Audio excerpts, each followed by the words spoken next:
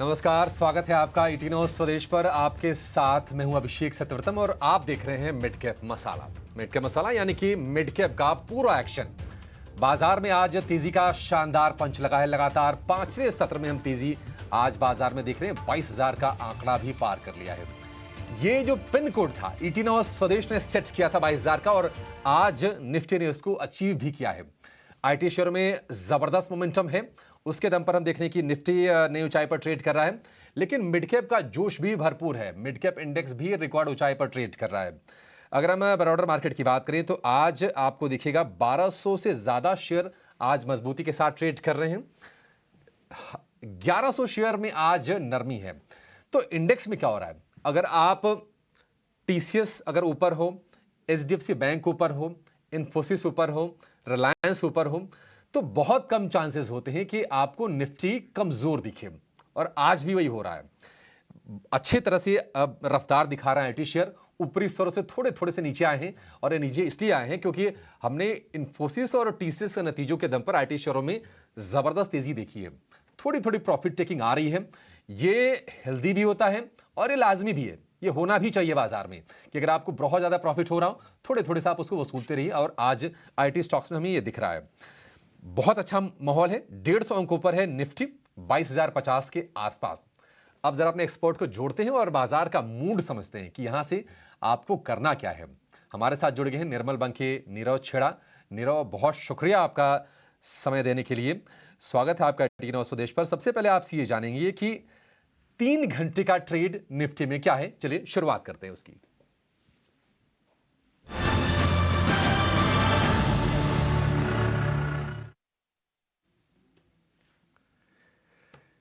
नीरव जी, नए शिखर पर 22,050, 22,100 बहुत दूर नहीं है। अब बताइए करना क्या है इंडेक्स में।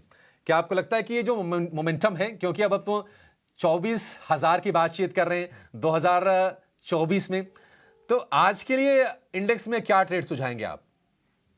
Yes, good afternoon. मेरी आवाज आ रही है ना आप तक? थोड़ा टेक्निकल प्रॉब्लम चल रहा है, इसलिए जरूरी है आपको पूछ लेना है। नहीं नीरव, बिल्कुल आप कंटिन्यू कीजिए। बहुत स्मार्ट लग रहे हैं आप, और आपकी आवाज भी बिल्कुल ठीक ढंग से आ रही है। तो देखिए, निफ्टी और बैंक निफ्टी में एक बहुत बढ़िया रैली देखी गई है पिछले कुछ दिनों में, specially in the last week, जहां पे सेंटिमेंट मेजरली अगर देखा जाए तो नेगेटिव था। डेटा वाज स्टिल पॉजिटिव, और वही हुआ कि यहाँ से और बाइंग आई। पर अब 22,000 का जो शिखर है वो पार कर लिया है। और जो डेटा है मेजरली अभी भी पॉजिटिव है, बट देर आर साइंस कि यहाँ से थोड़ी बहुत सेलिंग प्रेशर आ सकता है। फर्स्ट साइन यही है कि देखिए पीसीआर काफी थोड़ा हाई हो गया है। देर आर चांसेस कि यहाँ से एक छोटा सा कंसोलिडेशन या नियर टर्म सेल ऑफ हो सकता है।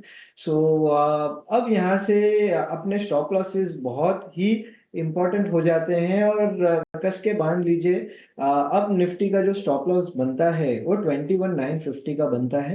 21,950 के नीचे जाता है निफ्टी फ्यूचर में, उसके बाद इसमें थोड़ी बहुत और सेलिंग गहराती हुई दिखेगी, और फिर वापस रीटेस्ट होगा नीचे के जो लेवल्स हैं 21,500 21,400 के आसपास का।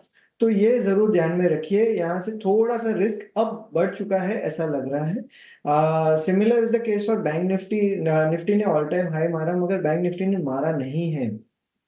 बैंक निफ्टी एक इंपॉर्टेंट रेजिस्टेंस के पास में खड़ी है, जो कि अराउंड 48,200 48,500 के पास में है। तो जब तक ये रेजिस्टेंस पार नहीं होता तो यहाँ पे भी थोड़ी बहुत सेलिंग आती दिखेगी। सो अब रिस्क बढ़ चुका है। आई वुड सजेस्ट कि थोड़ा बहुत प्रॉफिट बुकिंग करें।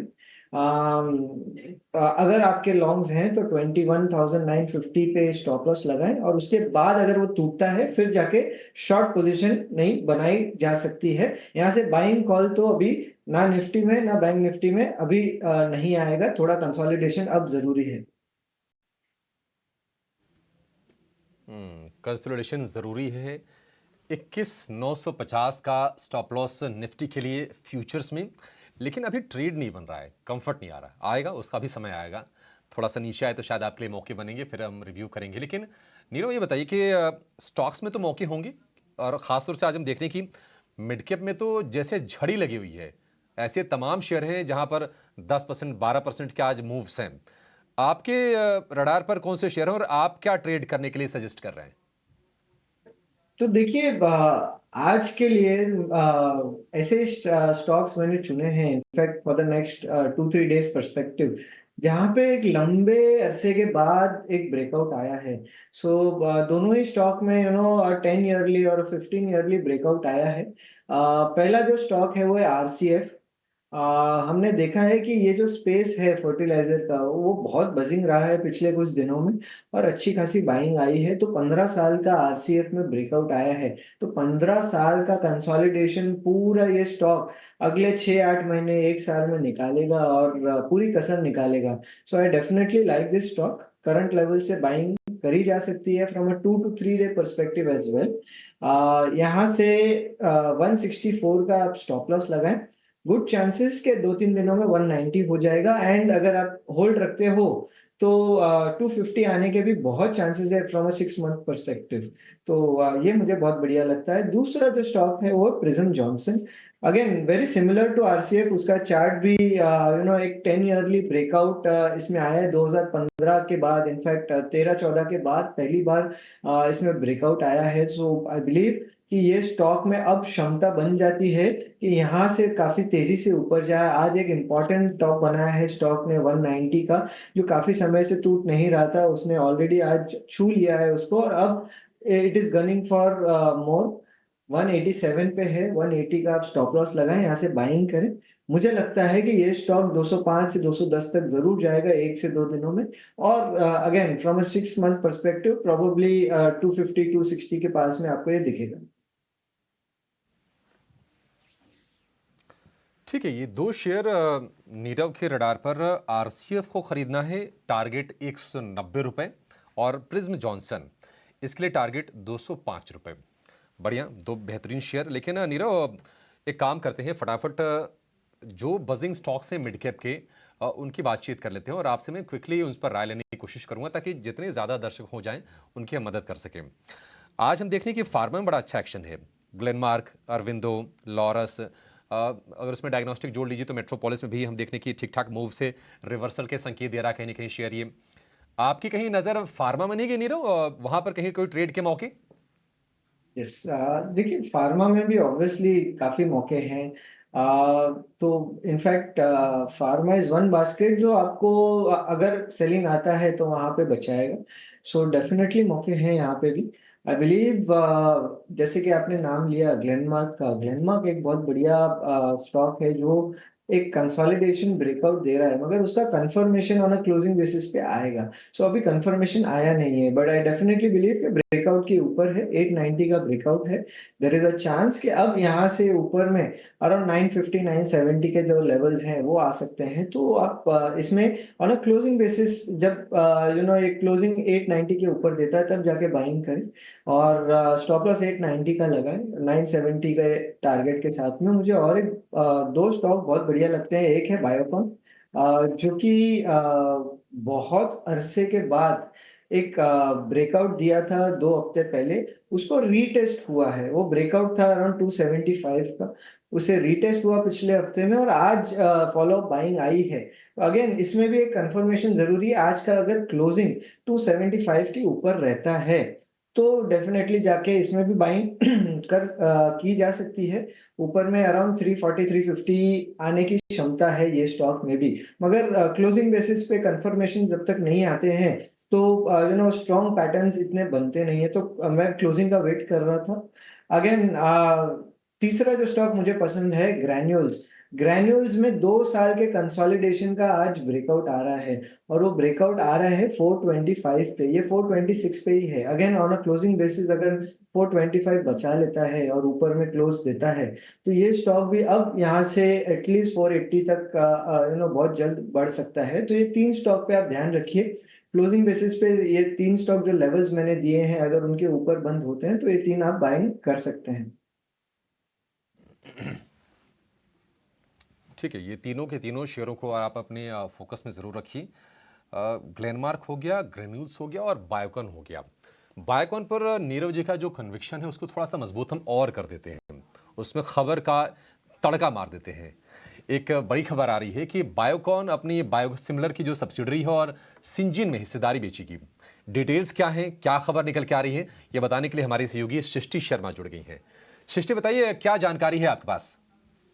जी हाँ, बायोकॉन फोकस में है, जहाँ हमारे सूत्र हमें बता रहे हैं कि कंपनी अपने बायोसिमिलर आर्म और साथ ही साथ अपने रिसर्च डिवीजन में हिस्सा बिक्री की बातें कर रही हैं पोटेंशियल इन्वेस्टर्स के साथ, क्योंकि कंपनी जो प्रोसीड्स है उसको यूटिलाइज करना चाहती है अपना कर्जा कम करने के लिए, जो कि पहले भी कंपनी ने इन दोनों ही आर्म्स में हिस्सा बेचा है। बट वियाट्रिस के एक्विजिशन के बाद जो कर्जा है कंपनी के बुक्स पे, वो काफ़ी एलिवेटेड लेवल्स यानी हायर लेवल्स पे हमें देखने को मिला था। और सितंबर 2023 तक अगर हम देखें तो कंपनी की बुक्स पे 17,000 करोड़ का जो है ओवरऑल डेट है। और अब इसको कम करने के लिए कंपनी अपने दोनों ही इन डिविजन्स में हिस्सा बिक्री की बातें कर रही है इन्वेस्टर्स के साथ। अगर इनके बायोसिमिलर आर्म की बात करें तो यहाँ पे बायोकॉन का करीब 70% हिस्सा है, जो कि लास्ट स्टेक सेल हुआ था वो इनके इस आर्म को $6 बिलियन की वैल्यूएशन दिया था। अब इनके सिंजीन बिजनेस की बात करें तो यहाँ पे भी लगातार कंपनी हिस्सा बेच ही रही है। फिलहाल जो है वो 54% स्टेक होल्ड करते हैं सिंजीन में, और जो लास्ट डील हुई थी जहाँ पे बायोकॉन ने करीब 16% हिस्सा बेचा था सिंजीन में, उसमें सिंजीन की प्रति वैल्यू जो है 550 से 575 रुपीज़ पर शेयर के बीच में पूरी वैल्यूएशन हुई थी। और अब हमारे सूत्र बता रहे हैं कि दोनों ही डिविजन्स में जो है कंपनी हिस्सा बिक्री की बातें कर रही है, इन्वेस्टर्स के साथ उनकी मीटिंग जारी है। हम मैनेजमेंट के पास ज़रूर गए थे कि इस स्टोरी पे उनकी कुछ कमेंट्स हैं, तो उन्होंने बोला कि अभी फ़िलहाल वो कुछ कमेंट्स नहीं करना चाहेंगे जितनी भी मार्केट में खबरें चल रही हैं। पर हमारे सूत्र हमें ज़रूर बता रहे हैं कि बायोकॉन हिस्सा बिक्री की बातें कर रहा है इन्वेस्टर्स के साथ, और ये दोनों ही आर्म्स में हिस्सा बिक्री होते हुए हम देख सकते हैं।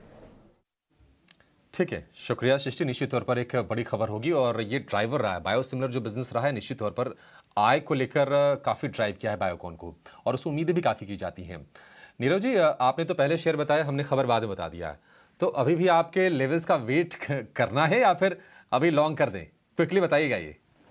नहीं, वेट करना चाहिए। 275 के ऊपर आज बंद देता है तब जाके बाइंग करें। 3 सवा 3 के आसपास ही आप बाइंग करें। ठीक है, 275 के ऊपर अगर ये टिका रहता है 2:15 तक, तो भी आपके लिए इसमें मौके आगे खुलते हुए दिखेंगे। तो बायोकॉन एक बढ़िया आपके लिए ट्रेडिंग अपॉर्चुनिटी यहां पर बन सकती है।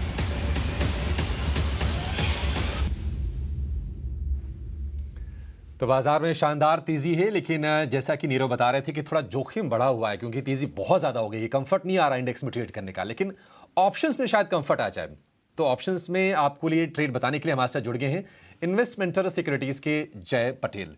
जय, बहुत शुक्रिया आपका समय देने के लिए। बताइए क्या ट्रेड करना है अभी?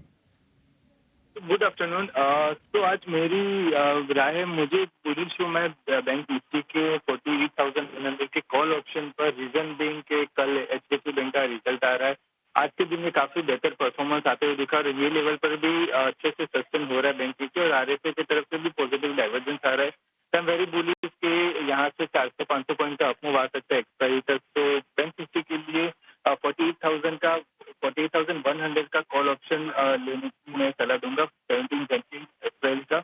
तो यहाँ भी प्राइस चल रही है अराउंड 290 के अराउंड, तो अराउंड जो भी बीच मिले अराउंड 260 to 290 के बीच में हम ये रेंज में डेफिनेटली ये स्टॉक इंडेक्स ऑप्शन को बाय कर सकते हैं। और यहाँ से मुझे लग रहा है 520 के टारगेट के लिए ये ऑप्शन को बाय करना होगा, और स्टॉप लॉस 150 का रख के चलेंगे। यहाँ मैक्सिमम प्रीमियम जो पे करना होगा वो होगा अराउंड 3,920 का। अपसाइड के लिए आई वुड बिलीव 97% का अपसाइड यहाँ से दिख सकता है। स्टॉप लॉस अराउंड 41% के नीचे स्टॉप लगाया हुआ है, तो रिस्क रिवॉर्ड रेशियो के हिसाब से ये ऑप्शन काफी बेहतर रहेगा। और आज के दिन में ब्रेकआउट आ जाएगा, तो मुझे डेफिनेटली लग रहा है कि एक अच्छा मूव बैंक निफ्टी में हमें देखने को मिलेगा ये सब।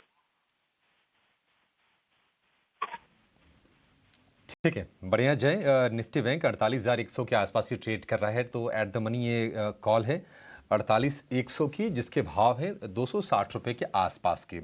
17 जनवरी यानी कि परसों वाली जो एक्सपायरी है वीकली, उसकी ये कॉल है। लक्ष्य 520 रुपये, स्टॉप लॉस 150 रुपये, और अधिकतम मुनाफा 3,885, अधिकतम नुकसान 1,665 रुपये का। रिस्क रिवॉर्ड को आप एनालाइज कर लीजिएगा अपना। लेकिन ये रिस्क डिस्क्लोजर, इसको बड़ा ध्यान से पढ़िए, आप फोटो खींच के रख लीजिए। एफएनओ ट्रेडिंग में 10 में से 9 ट्रेडर्स को नुकसान होता है और औसत नुकसान करीब 50,000 रुपये के आसपास होता है। ठीक है जय, बहुत शुक्रिया आपका समय देने के लिए और ये बेहतरीन ट्रेड हमारे दर्शकों को बताने के लिए। और अब आपके लिए लेकर आएंगे आखिर में मिड कैप के महारथी।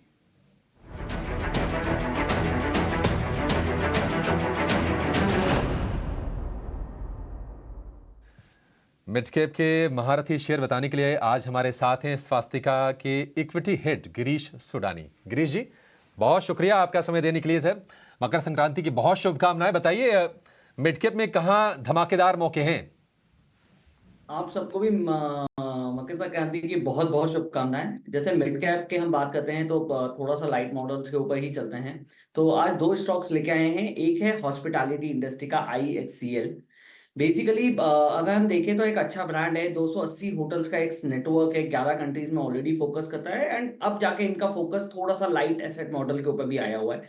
तो इस प्रपोजिशंस पे मार्जिन्स के ऊपर कंपनी ने अभी रिसेंटली काफी अच्छा काम करा है। 22% ईयर ऑन ईयर बेसिस पे मार्जिन्स ग्रोथ आ रहे हैं इसके।